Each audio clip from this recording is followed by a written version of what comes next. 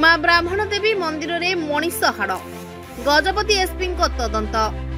गजपति जिला मोहना थाना अंतर्गत कर्चबाड़ी गाँवर बहु पुरातन मां ब्राह्मण देवी मंदिर रे देखा मिलता एक अभावन संवेदनशील घटना। घटनार तदंत करने को गजपति जिला आरक्षी अधीक्षक जतीन्द्र कुमार पंडा गतकाली घटनास्थल में पहुंची टिकी तदंत करने सह पूजारी मंदिर कमिटी सभापति और ग्रामवासी को पचारि बुझिछंती घटनार संपूर्ण विवरणी। एसत गुणी गारेडी भली एक हीन मानसिकता ठारू दूरे रहिबा, अंधविश्वास को प्रश्रय न देबा एवं अंचल रे भाईचारा नहीं एकाठी जीवन अतिबाहित करने को से ग्रामवासी को परामर्श देछंती।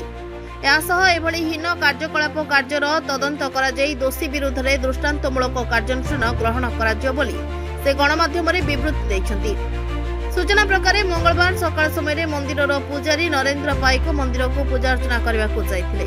मंदिर परिसर को प्रथमे सफा करबा बेले मंदिर सम्मुख सिंहद्वार निकट में गोटे मनीष हाड़ पड़िथिबा देखा पाइथिले। मंदिर परिसर में हाड़ पड़िथिबा नै पूजारी गाँ लोक को खबर देबा परे गाँ लोके मंदिर निकट में पहुंची मोहना पुलिस को खबर देथिले। खबर पाई मोहना पुलिस घटनास्थल में पहुंची पड़िथिबा हाड़ को जबत करी तदंत जारी रखिछि। मंदिर अपवित्र होइथिबा कारणरू मां को पूजा अर्चना बंद होइछि।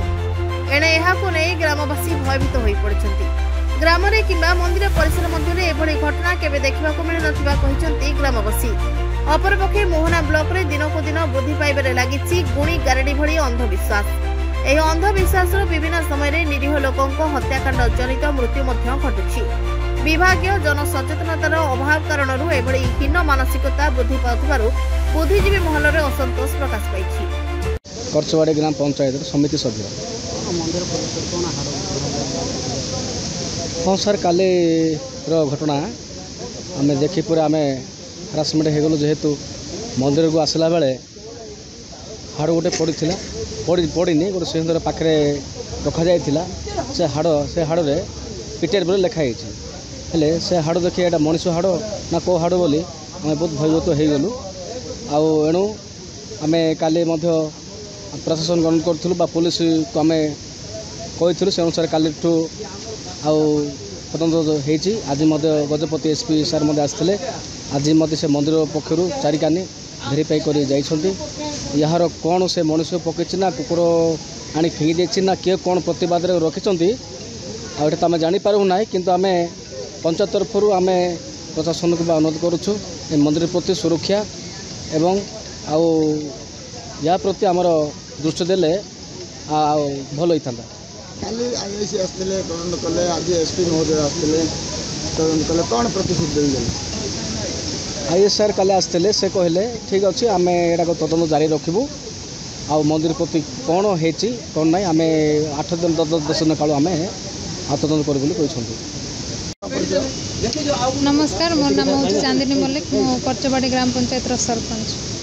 कौन है हाड़ पड़े काली आसते थाना अधिकारी आज एसपी महोदय आसते कौन है काली आमर सकाळु आमर एठी हाड़ पड़िथिला। समस्ते तो संदेह करुछंती हाथ बोली कहउछंती किंतु एपर्यंत आमे केही भी कन्फर्म हेनु कि सेटा मनीष हाथ कि आउ कोन हाड़ पड़िछि के भी कन्फर्म हेनु। आ ए विषय तो काली आईसी सार आसथिले सेटा नै कि जाइछन तदंत करछंती परीक्षा पई पठैछु बोली मध्ये कहले। आ आज एसपी सार आसथिले आ भलो कथाटे गोटे कहिसंती लोकंकर जो संदेह गुणी गारेडी ऊपर अछि एटा विश्वास न करिकि भयभीत न हेबा पई मध्ये उपदेश दैछंती। आमे भी लोकंको से ही जणाउछु आ या प्रति सुरक्षा देबा पई सीसी कैमरा भी लगाया पई कहिसंती। आमे ता प्रति मध्ये